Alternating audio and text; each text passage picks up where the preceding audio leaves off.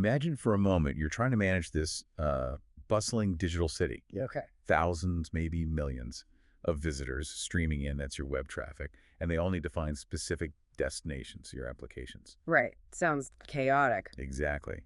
How do you keep that organized, secure, and cost-effective without everything just falling apart? That's a big challenge. Well, today, we're doing a deep dive into a really crucial piece of modern cloud infrastructure, especially if you're running apps on Kubernetes. We're talking about the Ingress Controller. Ah, yes. Very important topic. Our mission here is to unpack what it is, why it's so vital for managing web traffic efficiently, and how it actually works behind the scenes to simplify these really complex systems. Think of it like a sophisticated traffic cop for your cluster. A traffic cop, I like that. So if you've ever felt a bit overwhelmed by how applications get exposed to the internet, especially in a scalable way, or maybe you're just curious how big websites manage all their traffic, Then this deep dive is definitely for you. let's jump right in then. The fundamental question: what exactly is an Ingress controller? Okay, so in Kubernetes, an Ingress controller is a specialized component. Its job is managing external HTTP and HTTPS traffic that's heading to services running inside your cluster. Right. But it doesn't work alone. It works hand in hand with something called an Ingress resource. Okay, so there's the controller and the resource. Yeah. What's the resource's job then? Is that like the instruction manual? Exactly. That's a great way to put it. The Ingress resource is like a set of precise directions or rules. It defines how traffic should be routed Based on what? based on things like specific URLs or host names.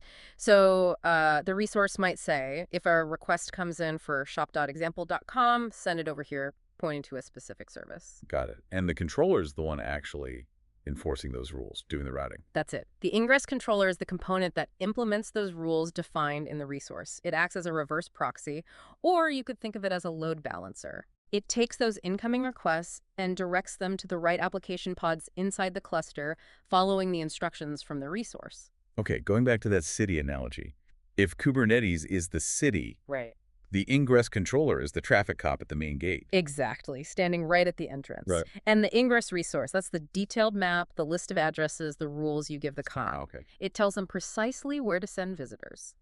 Those are your HTTP requests based on their intended destination, like shop.example.com or maybe blog. Right. The controller just follows those directions, guides the traffic to the right services, and makes it super easy for users to reach your apps without needing to know any of the complex stuff happening inside. That makes sense. So this traffic cop, Yeah. what are its key characteristics? What's it primarily focused on? Well, its main job is HTTP routing. Routing external HTTP and HTTPS requests based on domain names like example.com or specific paths like Akapi. Okay. Another key thing is it provides a unified entry point, a single access point for all your external web traffic. That sounds much simpler than managing lots of entry points. Oh, dramatically simpler. You don't need a separate way in for every single app. Now, I know Kubernetes often has options. Is it just one type of Ingress controller, or are there choices? Good question.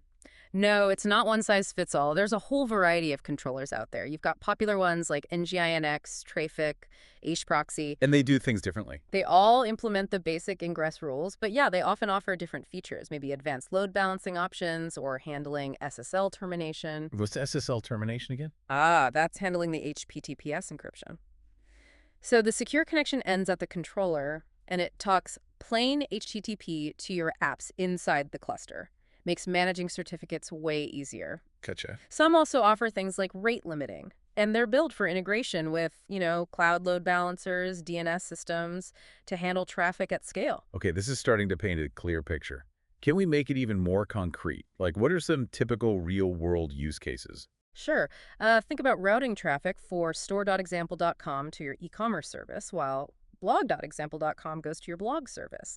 An Ingress controller manages that split. From one external IP. Often, yes. Also, securing all your web traffic with HTTPS by handling those SSL certs centrally, that's a huge one. Definitely. And of course, intelligent load balancing, spreading requests across multiple instances or pods of a busy web app to keep performance smooth. So, taking a step back then, why are these things so important? What specific problem were people facing before Ingress controllers became common? Yeah, that's key. So Kubernetes clusters often run lots of different services, right? Hmm. And many need to be reachable from the outside internet via HTTP or HTTPS. Hmm. Without a smart way to manage all that incoming traffic, things get incredibly messy really fast, lots of different public IPs, complex port management. It's just not efficient. A management nightmare. Totally. So Ingress controllers provide this efficient, scalable, and flexible solution. They simplify the routing, they boost security, and this is a big one. They often reduce costs compared to the alternatives. Okay, you mentioned cost reduction. That always gets people's attention. Yeah. How exactly does an Ingress controller save money compared to what were the alternatives? Right. The main alternative is using a Kubernetes load balancer service type for each application you want to expose. Okay. Now, in most cloud environments, creating a load balancer service spins up a dedicated, often quite expensive, cloud load balancer just for that one service. Ah, I see. So if you have 10 services. You get 10 cloud load balancers, and you pay for all 10. An Ingress controller changes that completely. You typically have one external load balancer pointing to your Ingress controller pods. And that one controller handles traffic for many services. Exactly. It reads the Ingress resource rules and routes traffic internally to all those different services. So you go from potentially hitting for dozens of cloud load balancers down to just one. The cost savings can be really significant, especially at scale. Wow. Okay, that's a huge difference. So cost is a major factor. What else makes them so critical? Well, linked to that is centralized traffic management. One controller, one place to manage rules for many services. Much simpler configuration. Makes sense. Then you have flexible routing rules. You can route based on hostname, app1.com, VSDS, app2.com, or URL path, API, VSS Web. This lets multiple services share that single external IP address we talked about. Which also saves on IP address costs, potentially. Absolutely. And then there's enhanced security. We mentioned SSL termination, but also things like authentication before traffic hits your app or rate limiting to stop abuse. You handle it all at the entry point. Centralized security too, then. Right. And finally, scalability. They're designed to handle lots of traffic and work well with cloud infrastructure, making them great for large applications. So painting the opposite picture, what happens if you don't use an Ingress controller? What's the actual pain point? The pain is real. You'd be stuck using those load balancer services or maybe NodePort services for every single app needing external access. Which means much higher costs paying for all those individual load balancers, much more complex configuration, juggling all those external IPs and ports, and it makes consistent security and routing across apps way harder. It's just messy and expensive. not ideal for modern cloud setups. Not at all. It really hinders scalability and manageability. Can you give us another quick example that ties these benefits together? Sure, let's take that large news site again. News.example.com for articles, video.example.com for videos. Okay. An Ingress controller routes both through a single external IP. It handles HTTPS for both domains centrally. It load balances traffic across the article pods and the video pods independently. All managed through one component and one set of rules, essentially. Pretty much. Compare that to setting up two separate cloud load balancers, managing two sets of SSL certificates, configuring two different entry points.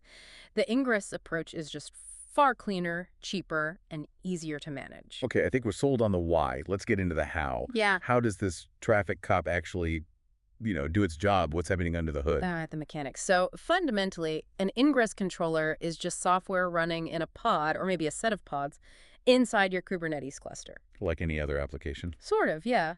But its whole purpose, its entire job, is to watch the Kubernetes API for those Ingress resources we talked about. The rule books. Exactly.